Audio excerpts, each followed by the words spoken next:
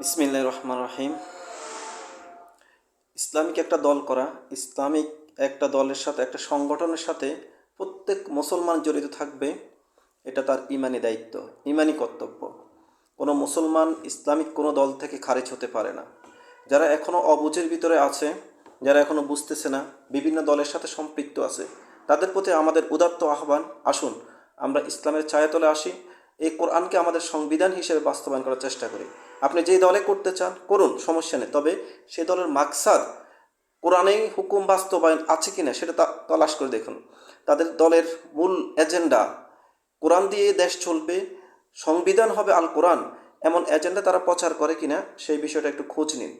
আমি একটা বিষয় বলতে চাই, আপনি জামাত ইসলামী করতে চান, একটা বিষয় দুঃখের সাথে বলতে হয়, অনেকে বলে আমি জামাত ইসলামী করতে চাই, কিন্তু জামাত ইসলামী তো করা যাবে না, কারণ জামাত ইসলামী এই সমস্যা সেই সমস্যা ইত্যাদি কিছু। কোনো সমস্যা নেই, কারণ জামাতের আমির আবুল আলা মওদুদী রহমাহুল্লাহ উনি বলেছিলেন, তোমাদের যদি আমার দলটাকে পছন্দ হয় তাহলে তোমরা আসো আমার দলের সাথে।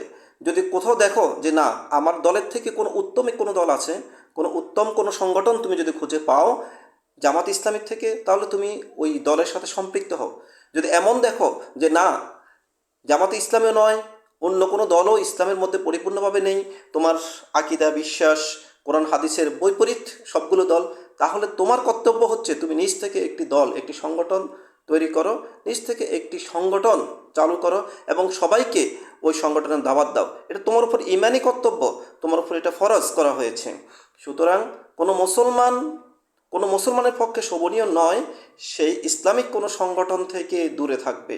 উদাত্ত আহ্বান সবার প্রতি, আসুন সত্য খুঁজি, সত্য বুঝি, নিজের ইমান বাছাই, পরকালীন জীবনে মুক্তি নিশ্চয়তা করি।